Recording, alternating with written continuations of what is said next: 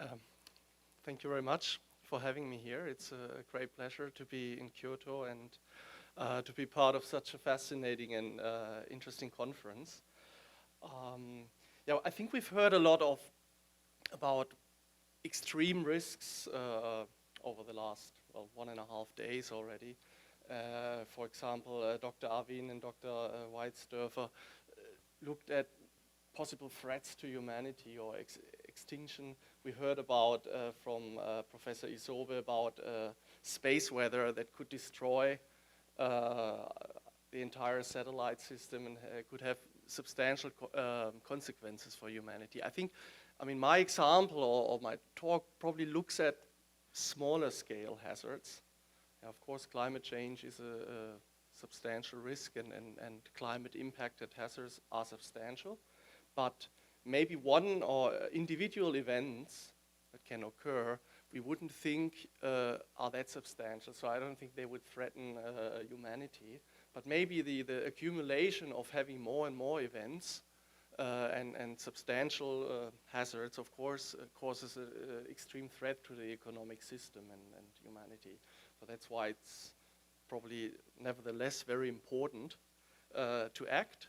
And this is a talk about, that is inspired by huge discussion with climate change scientists who typically recommend we need to act now. And I'm not denying that we need to act now, but from an economic perspective, if you look at adaptation, it might sometimes be better to wait a little bit longer before we actually take large investments into adaptation. And I'm trying to explain why this could be the case. I think the truth is somewhere in between, because other people, there is a stream of literature, if you look at natural disasters, where people say, or climate impacted disasters, we need to keep all our options open and we need to be very flexible.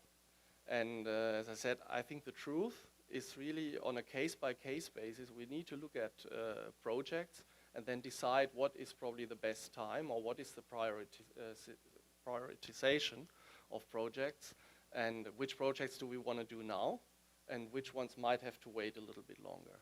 So I'll give a bit of a background on adaptation to risks from natural hazards to start off with. Then I want to discuss a few basics of the financial analysis or economic analysis, if you want, of adaptation investments. I'll talk a little bit about the loss distribution approach and how we can include expert opinions to overcome uncertainty. This is actually a very important part, in my opinion, of this work, because often we don't have enough information, especially at the local level, about the individual threats from natural disasters. And then I'll talk about this optimal timing or this framework we've developed. And I will illustrate that using a case study. In reality, it's far more complicated and involves a lot of formulas. If you do real option analysis or optimal stochastic control, that is typically relatively complicated. I've left out pretty much all the formulas, and I just want to bring the messages across. If you want to read more about it, you can read the papers that are published on this topic. And then I'll finish off with some conclusions. All right, so there's no doubt that since the 1950s, we seem to have an increase in extreme weather events, such as bushfires, tropical storms, heat waves, droughts, flooding, a lot of the things that we've just seen in Professor Kanamura's introduction. And it's interesting here, the numbers are slightly different. Munich Re gives an estimate of 100 billion for 2015. Yeah, the UN just suggests there was roughly 66.5 billion and 346 reported disasters. 22,000 lives have been lost and almost 100 million people affected. But there's no doubt that we're talking about hazards with substantial impacts here.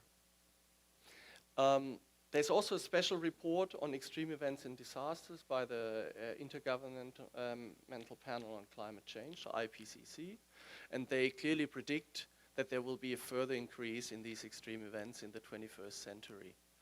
And a key message is clearly, if we talk about acting now, that might be true about mitigation. Yeah, but we all know, and every climate scientist will tell you, well, these mitigation efforts will take a very, very long time. So even if we reduce greenhouse gas emissions significantly now, this will only impact or possibly lead to a stabilization of the climate in quite some time, 50 to 100 years. And until then, it's probably only getting worse. And unless there's a really extreme technological innovation and we'll get rid of burning fossil fuels entirely, I think we have to assume that greenhouse gas emissions will continue to be there and that we need to do adaptation. And I've just shown some natural hazards here. Of course, bushfires, this is a hurricane, droughts, and this is one of the recent floods that we've seen in Europe. Okay, so when we talk about adaptation, it is very interesting that we have to distinguish between what is done at the national or maybe even at the worldwide level, or at the state level, or at the local level. And of course, climate change and extreme events will, or the impact of climate change on the occurrence and severity of extreme events varies a lot across locations. For example, Australia is expected to be significantly affected, while other countries like Germany, we don't believe so. I'm German, so I'll just take that example. People in Germany are not that much scared, even though there's a lot of activism against or to act against climate change, but different countries will be impacted in a different way. And this is even more true at different regions. And very often the planning of actual investments or projects into adaptation has to be taken at the local level. By local councils or stakeholders or the city of Sydney government or the Ku-ring-gai government, what I'm going to talk about, or city council in my case study. But of course this is very challenging because if you really zoom into the local level, typically you don't have a lot of observations on extreme events. And we're talking about these low frequency but high impact or high severity events again. So if you want to come up with an appropriate adaptation measure, well, you would like to know what is actually the distribution of impacts. How often do we believe this is going to occur?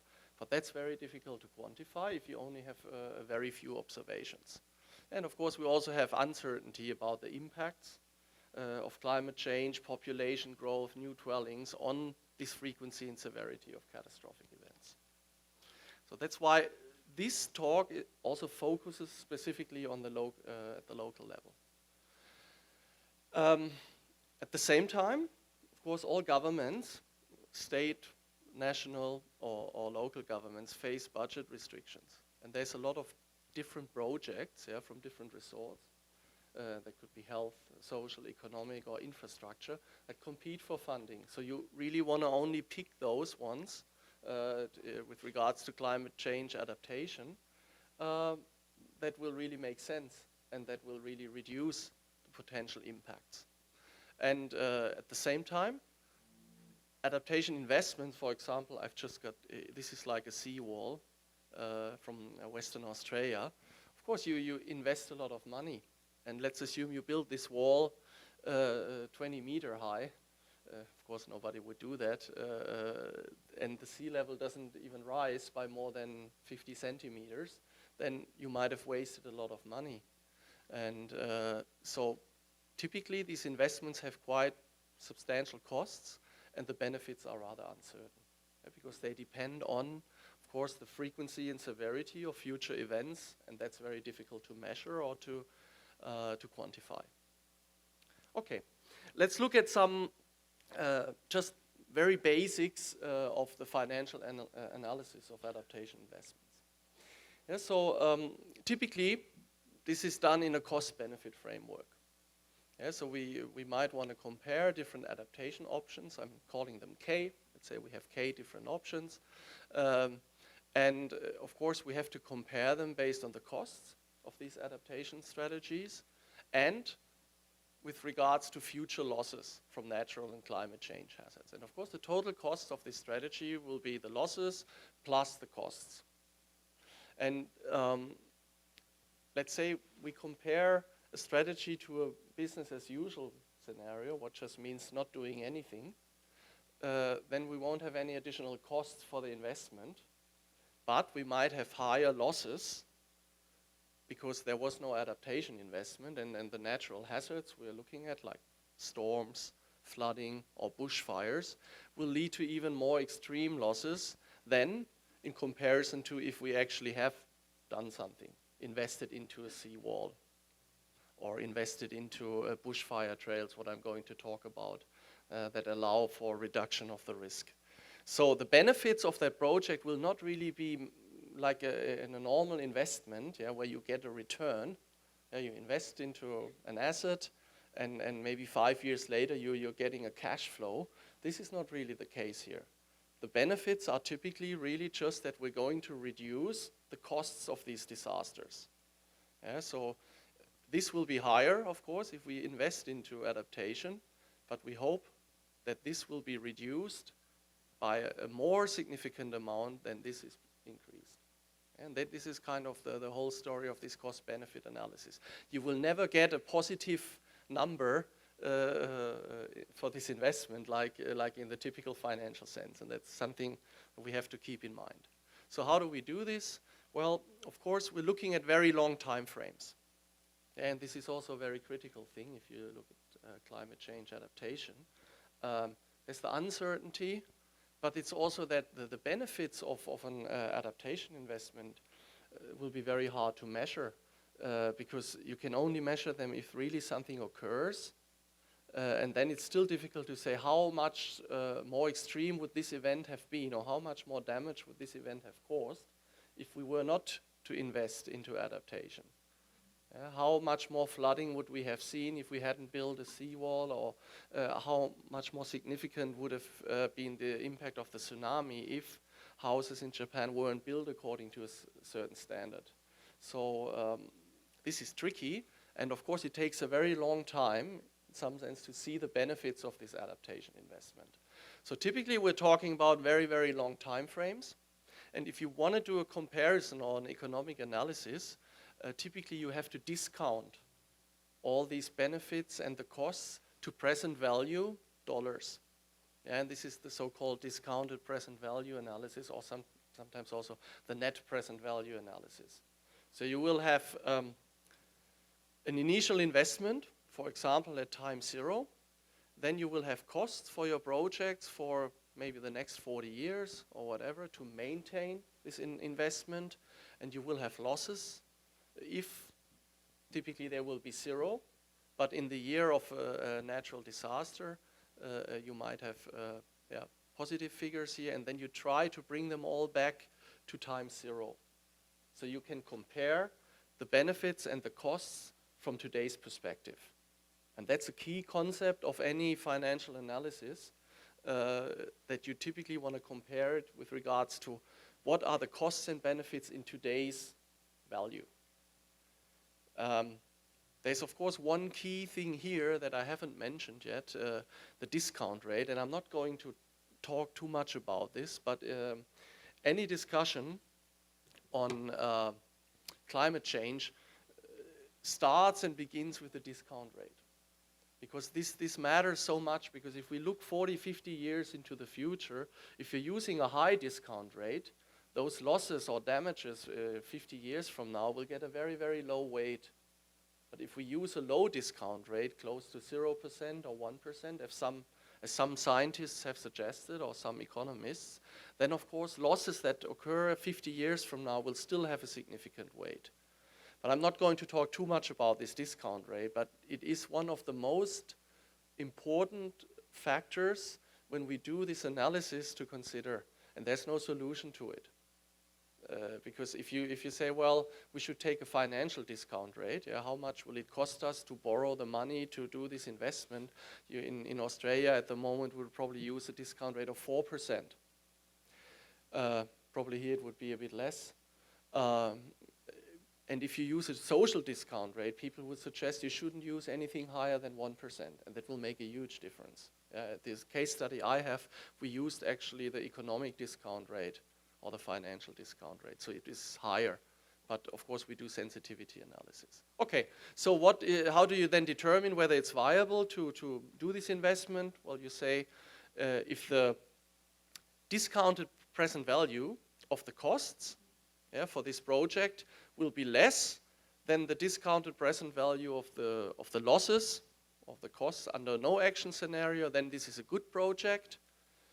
If the costs are higher, remember the total costs, of course, are the losses plus the costs of the investment, then you would say probably this investment doesn't make sense because it's from an economic point of view, of course. Of course, we also have to take the ethical or moral point of view into account, but I'm not going to talk about that either today.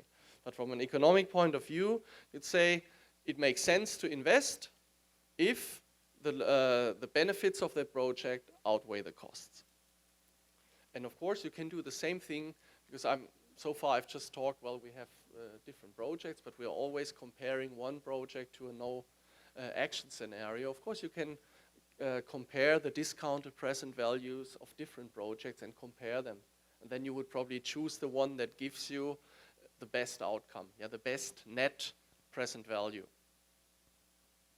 Okay, then we should actually also have a look at how does this mitigation work? And this is, of course, stylized examples. It could well be that if you invest, for example, what I'm going to show later on, is that council decided to build bushfire trails. What is that? They're building trails through the forest, and with these trails, the fire brigade can do controlled hazard reduction burning. So they burn some of they call it the fuel, some of the wood in the forest that is possibly considered to be dangerous to start a bushfire. Of course, by doing that on a regular basis, you're reducing the risk of an extreme bushfire. So you're doing controlled burning, hazard reduction burning it's called, and by that you would believe that you reduce the frequency. Let's say this is at any point in time, the frequency overall could be increasing, but through this measure, we always have reduced the frequency also into the future. But then going back, for example, to the tsunami and Professor Mori's talk yesterday, of course you can build a wall. And then let's say this is the loss without adaptation. So you build a tsunami protection wall, and up to a certain height of the wave, or don't take this as meters, but let's say up to a certain strength of the impact of the event, you're protected. The damage will basically be zero. But once the tsunami is higher than this, there's no protection. The result is pretty much the same, because it's just wiped out, swept away, and you still have the damage. So you also have to think of, in your modeling, how is this mitigation investment actually going to impact on my losses? And that's not always so straightforward. So there's very different, you can have severity mitigation, you can frequency mitigation, you can have both. That's always important to keep in mind. Okay, as I said, our framework is basically on the timing. And as I said before, there's often these adaptation or risk mitigation measures involve substantial investments with sunk costs. Once you've done it, it's more or less irreversible. And the benefits are subject to uncertainty. I've also said before, mitigation efforts are probably required immediately, but the picture is not so clear-cut for investment into adaptation. And traditionally, if you look at the literature on this, people just did a standard net present value analysis. So they said, okay, what if we invest into this project today? Will it give us a positive net present value? Will the benefits outweigh the costs or not? If the net present value was positive, so the benefits outweigh the costs, then we'd say, let's do it. But in reality, this leaves out the so-called real option. It ignores uncertainty about future conditions, and it also ignores the fact that by possibly waiting and doing this investment later, you might even get a higher net present value. And this is what I want to illustrate later on in my case study, that it may well be that even if you invest now, you get a positive net present value. So if you do a simple analysis, it would suggest it's a good project. But actually you get even more economic benefits if you wait a little bit longer. And I'm going to explain why that could well be the case. There's also literature, and I've mentioned that people have suggested, no, we need to maximize the flexibility with regards to adaptation. So we need to wait. We should be cautious because if we invest now, we might lose a lot of money and it might not even be that bad, or things actually we might have to invest in different hazards. Yeah, now maybe sea level rise is going to be much worse than bushfires. So if we wait, we will find out a little bit more about that. But people have also suggested, and there's also one of my papers with my colleague, Dr. Trueck from Macquarie University, that if you're keeping all your options open at all costs, you might actually forego the benefits of durable investment and long-lasting policies. So the truth is somewhere in between. Yeah, we don't have to act immediately, or maybe sometimes we do, but not with regards to all adaptation options, but we shouldn't wait forever until we really know how bad, for example, climate change is going to be. And a way to look at this is a so-called real options framework. Okay, how do you typically measure the losses from natural hazards? Well, this goes back to an approach from the insurance industry, and it's a relatively simple approach, a so-called loss distribution approach. And it might be called differently in other sciences, but in some sense, all you need to do, you need to find an appropriate distribution for the frequency of events, you need to find an appropriate distribution for the severity of events, and then you compute the aggregate loss distribution. Yeah? Number of events times severity of these events, and then you can calculate the average expected loss, but you can also come up with an entire distribution and look at worst case scenarios, so-called higher quantiles of the aggregate distribution. In a mathematical sense, you have a distribution of severity F, yeah, and each of your events is basically distributed according to this distribution. Could be in the tail, could be extreme, could be not so extreme. And then you need a process that tells you how many events, NT, you're going to see over a specific time horizon. Often we say, how many events do we expect per year? And then you use very popularized, for example, to use a Poisson distribution. What is a discrete distribution for the number of events? And then you might use a heavy-tailed distribution because we're talking about catastrophic risks. Log normal, Pareto, generalized beta, or GB2. There's many distributions, and it should not be underestimated that depending on which one you choose, you get totally different results. Yeah, that is also a bit tricky, but many have been suggested. So how does it look like? Here, this is the number of events. Yeah, maximum events, well, is infinity, but we have very, very low probabilities here for more than 10 events. And the highest probability, for example, 3 or 4 events. And this is a typical shape of a loss distribution for of the severity of a climate impacted or natural hazard. And as you can see, typically we have a higher probability of not so severe events, but then we have some probability for really extreme events. And why do we like to think in these distributions? Well, I mean, there's many ways, but I think also, again, Professor Mori's talk about the size of the earthquake tells us exactly why we need these distributions. It's not enough to believe that what we've seen in the past is a good indicator for what's going to happen in the future. Yeah, so you might observe earthquakes of magnitude 7, 8. If you fit a distribution and you say this is how it looks like, I'm not saying that I don't know enough about earthquakes, what the right distribution would be to fit to the magnitude. But of course, you still get a probability for the extreme events, maybe for the things we have never seen before, but could definitely occur. And of course, in a statistical framework, this is the way to go. You cannot just use past observations, but you would like to quantify the entire distribution of for this hazard, because you could from time to time very rarely end up in the extreme tail. Yeah. And the log normal is not the most extreme distribution. If you use a Pareto distribution, you end up with very, very, very extreme events, possibly, for example. Okay. There are problems with this approach, and I cannot deny that. Especially at the local scale, where I'm going to talk about, we don't have enough historical data.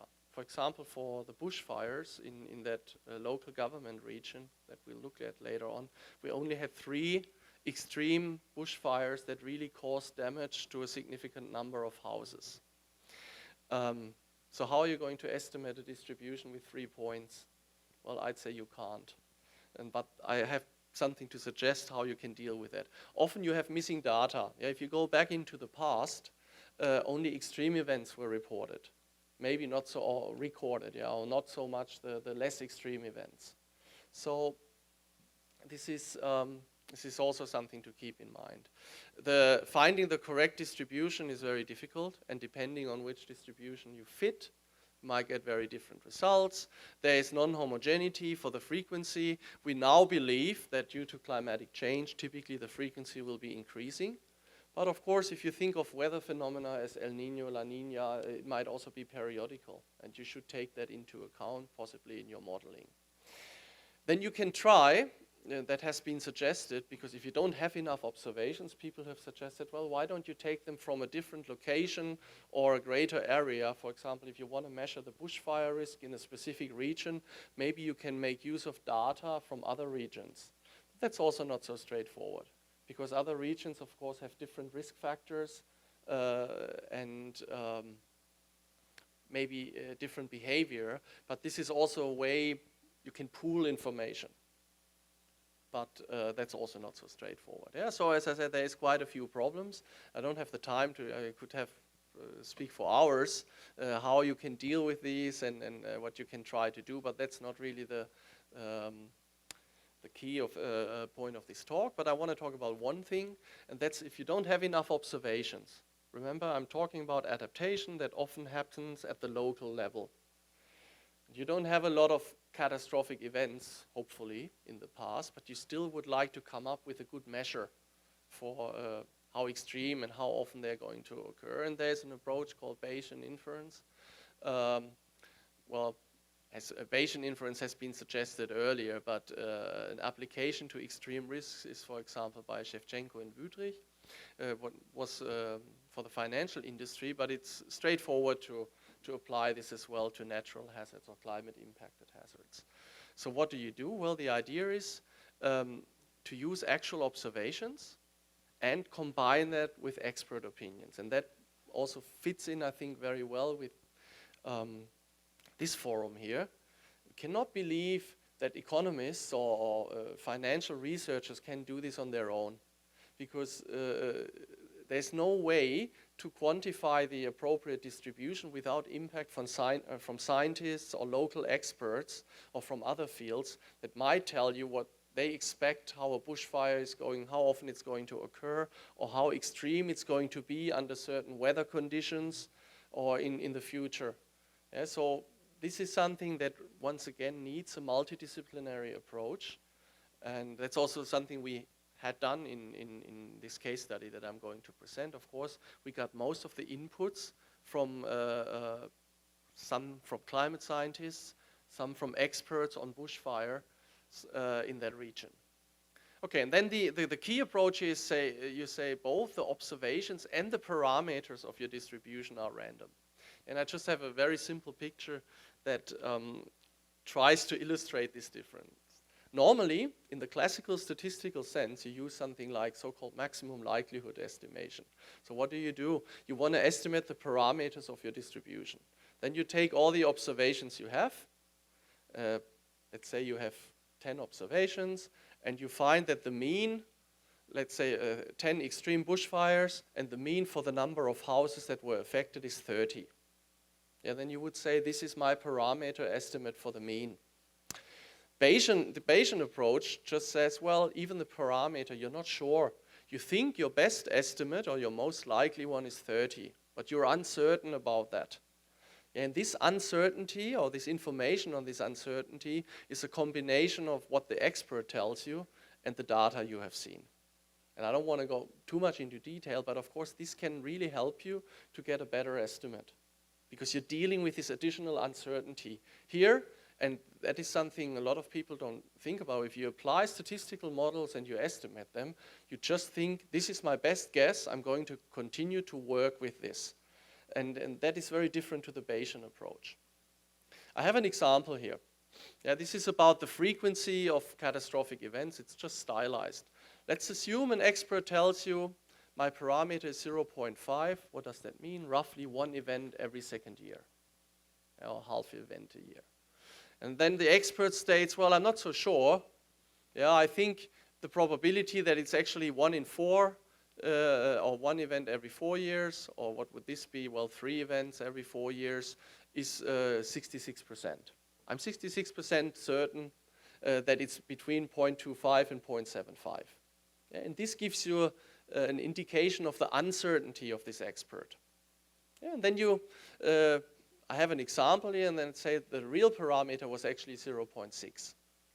Yeah, and now this is a sample of observations from these distributions. Yeah, for the first 4 years, nothing, no event, no event, no event, no event, 1 event, 0, 0, 1, 1, 1, 0, 2, and so on.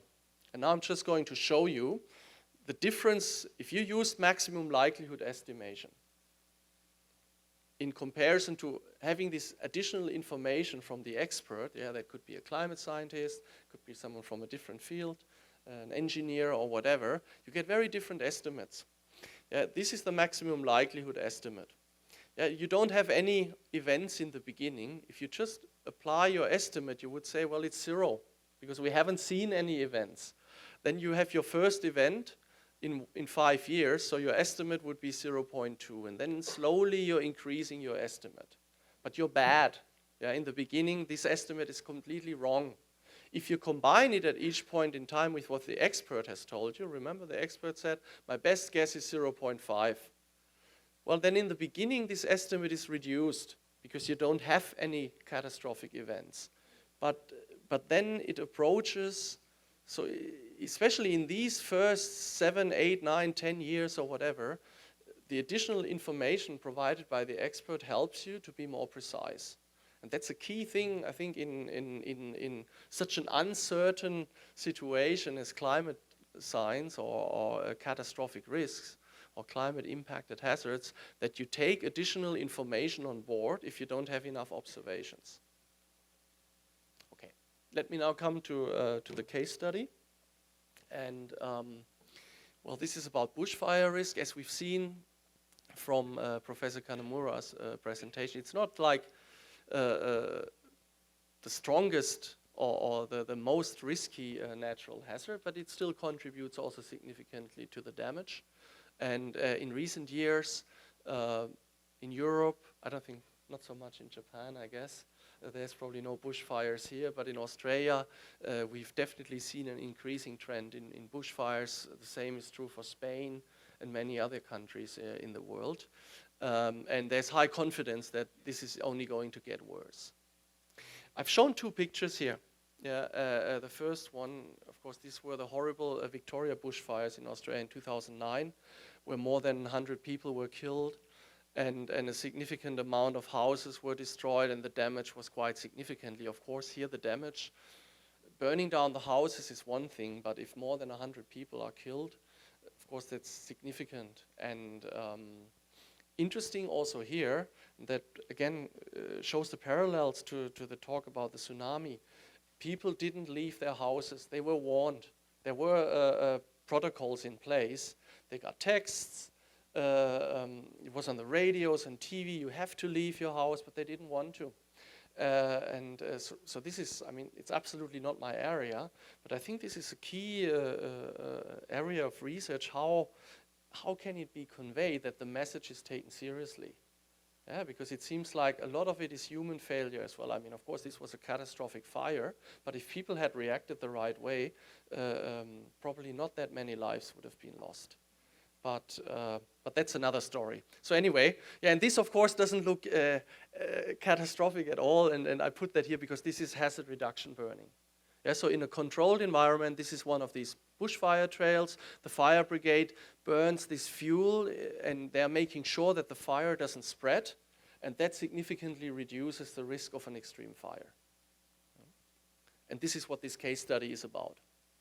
Okay, so this is just like the bushfire or the forest fire danger index in Australia over a period of roughly 35 years, and these are annual average values, but we also fitted a trend line, and there's no doubt it's just due to extreme heat waves and the more and more dry periods in Australia.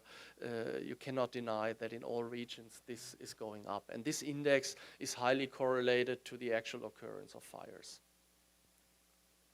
This is the area we're looking at. And a project with Ku-ring-gai is a local government area in northern Sydney, 18,000 hectares of bushland, and the urban bushland interface is quite long, 89 kilometers, as you can see here. And there's 13,000 houses that have been categorized with high fire risk, what is 36% of the total houses in this area. And the community in Ku-ring-gai is very much aware of that, and they consider bushfire risk as one of the most concerning risks under climatic change. Okay, so what did we do? Combining experts' opinions and historical data, we measure the expected intensity of events. What does that mean? 0.03, it was at the beginning. That means roughly 3 fires in 100 years. Then based on what climate scientists suggested, for example, Hasson and al., we expect this to double by 2100, what corresponds to an increase of 2.6% per annum. And then, and that is of course something we don't know, but some literature suggests then we will reach a steady state. Possibly, I mean, of course, that also depends on probably mitigation efforts and actual climate change. That might not only be a result, of course, of human activity, but also of other things. But this is kind of the model we're using. So you can see the frequency or the risk of the occurrence of a bushfire is continuously increasing in our study. And now we're looking at a very simple adaptation measure, but it's in some sense nice and cute because it can be calculated relatively easily. If we build a significant number of bushfire trails that allow for this hazard reduction burning. Typically, people would suggest the lifetime of such a project is 50 years. In the initial construction of these fire trails costs 1.5 million. The maintenance costs are 50,000 per annum, and we assume a discount rate of roughly 5%. What now seems relatively high, but at that time interest rates in Australia were still a bit higher. So you can calculate the present value costs of these. If you repeat this every 50 years, you end up with 1.64 million in today's dollars. Yeah, you have to spend 1.5 million now and then 50,000 every year, but interestingly the number doesn't even get that high, because you're discounting future costs. And what would be the benefits? Well, spoke to a bushfire expert who said, if we really go ahead with this project, we're going to reduce the frequency of these fires by 20%. Yeah, so in some sense, instead of in 2100, we would expect roughly 6 events in 100 years, then that would be reduced by 20%. Yeah, now the question is, are these costs of 1.64 million over a very long time horizon, are they worth the effort? Are they going to reduce the risk or the expected costs by more than 1.64 million? And this is kind of the analysis we're doing. And as I said, we got a lot of information from other people here. I don't know, is there anything I really want to point out? Yeah, we used a gamma distribution here that was also based on an expert specification. I don't think I'll talk about the risk aversion parameter. Yeah, these were just the baseline information we had used for the analysis. Okay, and this is actually a very important graph. So remember, if you do simple net present value analysis, you say, okay, what if I undertook that investment now? Is it worth it? You get a positive number, you say yes, the benefits outweigh the costs, let's do it. And if you get a negative number, you would say, no, it's not worth it. But the real option approach keeps open this option and looks at every year. Let's say, what if we wait 1 year? What if we invest in 10 years? What if we invest in 20 years and 40 years' time? And basically, the optimal time to invest these are the marginal benefits of the project. And they become higher and higher. Why is that the case? Well, because the risk of bushfires keeps increasing into the future. As I said, the frequency goes up, and at the same time, we also have a measure where we believe that the severity of bushfires or the damage of bushfires will increase. So basically, the marginal benefits in dollars will increase. The marginal costs of the project, in some sense, it will always be the same. Yeah, because no matter when you invest, you will just have these costs in present value dollars at that time. And the optimal time to invest is basically when the marginal benefits of the project equal the marginal costs. And I have another graph to illustrate that. And this is kind of the point you would like to find in your real options analysis. And of course, there's quite a bit of modeling underlying, but there's no point in really showing all these formulas. But this is what we're comparing now. If you do this immediately, for this example, you get a positive net present value, so the benefits outweigh the 1.65 million by $471. Yeah, I mean, of course, it's a small example, but of course, this approach can also be applied to much bigger problems. On the other hand, so if you use a simple net present value analysis, they would say, okay, build these bushfire trails now, it's a beneficial project. But if we use real options analysis, we can actually find that if we wait for 16 years, this is exactly this point where the marginal costs equal the marginal benefits. We get a net present value of 800,000 roughly.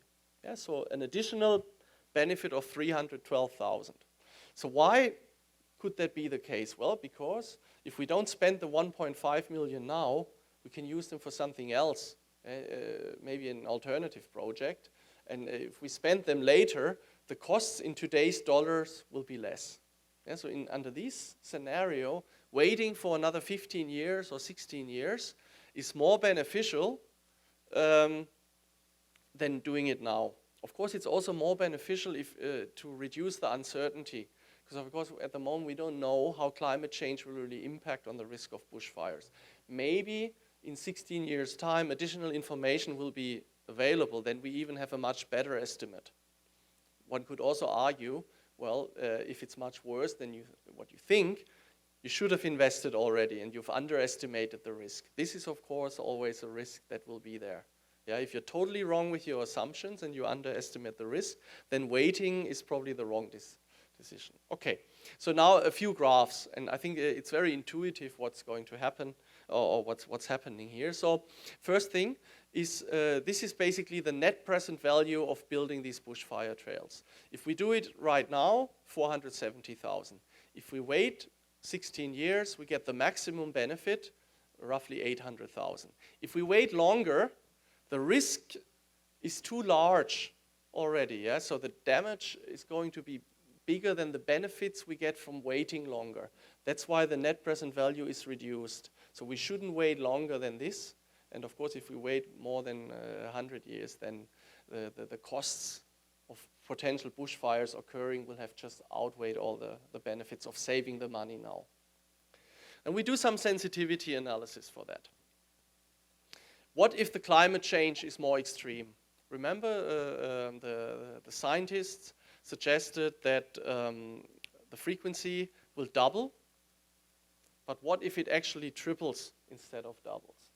Yeah, and then this is also very intuitive. This is the original analysis. Now, of course, we have more hazard. Yeah, bushfires frequency will triple. There will be more bushfires. So the benefits of investing into this project will be greater. Yeah, because we can reduce this risk by 20% and the risk is much higher. But the interesting point is also, if climate change is more extreme and the risk of bushfires is more extreme, we should invest earlier. Here was from 16 years. now I think it was roughly 10 years. So, do I have it here? No, but I think it was pushed forward. Yeah, so if climate change or if the risk is more extreme, we have to invest earlier. Instead of waiting 16 years, now the optimal time would be to do this in 10 years. So the more risk, the earlier should be the investment. I think I'll leave that out. This is more for connoisseurs of insurance and who like the risk aversion. But I could say one thing, the more risk averse you are, the sooner you should invest. That's the mess. And you can estimate so-called parameters of risk aversion. And the less risk averse you are, the longer you're going to wait. But I think that also makes perfect sense. And then this looks a bit complicated, but in fact it's not. We also do sensitivity analysis with regards to the actual costs. How much money do we have to invest? Remember our assumption, and that was a good assumption because it was given by someone who knows about bushfire trails, was it will cost 1.5 million. What if it is cheaper, or what if it is more expensive? Of course, if it is cheaper, the benefits of the projects will be higher. Yeah, so this is under immediate investment, and this is always at investment at the optimal time. Of course, the benefits of investment at the optimal time will always be higher than the immediate investment. But an interesting thing is also this. There's another axis here that tells us about the optimal investment time. And the thing is, the cheaper the project, the sooner we should invest. Yeah, because the less money we have to spend now, and the less will that be in present value dollars. If the bushfire trails would cost 2 million, the optimal waiting time would be 25 years. The bushfire trails were 1.5 million, yeah, we end up with a waiting time of 16 years. So the more expensive, the longer we should wait before we invest. The cheaper, the sooner we can undertake this investment, at least in this stylized example. And finally, and I've mentioned that before, we're looking at the impact of the discount rate.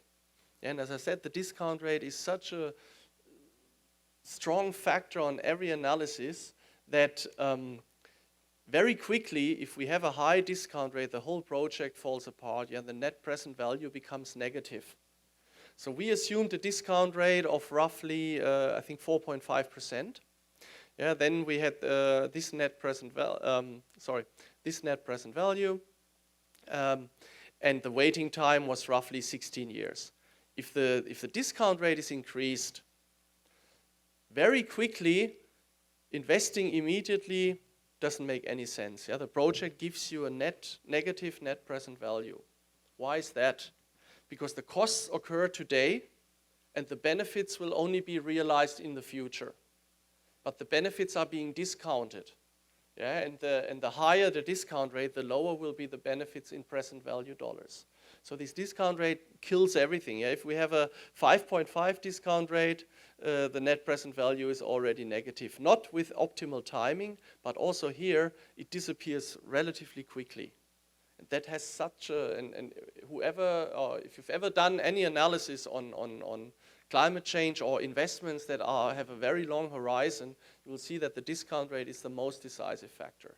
And again here, the higher the discount rate, the longer we should wait before we actually invest. But very often the suggestion would be not to invest at all if you use a high discount rate. Okay, so let's summarize. Clearly, and I'm not a climate scientist, but it seems like we can expect that the risk from natural hazards should be expected to further increase. And that is not only a result of climate change, but also of population growth and additional cost of infrastructure. Everything becomes more and more expensive, especially in a country like Australia. So the financial risk could be a factor of climatic change, but it is also a factor of population growth, for example, in Australia. Mitigation efforts will take quite some time, so we should probably think about doing that immediately. But then we also want to look at adaptation to catastrophic risks. Often these decisions have to be taken at the local level, yeah, because as you've seen, this was not a huge project. We're talking about investing 1.5 million or so. Or maybe you want to build a seawall and that might cost 10 million or so. But then you have a lot of uncertainty about climatic change, increase of the hazards, actual risk reduction. One thing you can do to overcome that is to work together with experts to resolve some of this uncertainty. If you want to do economic financial analysis, definitely have to team up with experts in the field. The optimal timing of investment can result in significant benefits. Yeah, sometimes it is better to wait for another 15, 20, 30, whatever years, and you will get a better economic outcome, at least based on the knowledge you have today. Climate change will have significant impacts on this decision, and the more serious the climate change is, probably the earlier you should invest. Increased investment cost will lead to a longer waiting time. The discount rate is the most substantial factor you have to consider. And of course, this is something that no one will be able to tell you what the right one is. But so in all of these analyses, whatever is the outcome depends a lot on the discount rate you apply. Overall, adaptation to climate impacted hazards, it's not a now or never decision. Possibly we can wait for the right time. And given the budget constraints that you might have only for a limited number of projects, it might actually be very good to apply something like real options analysis, because this will help you to prioritize the projects. I think I've taken a long time. Sorry about that. Thank you very much.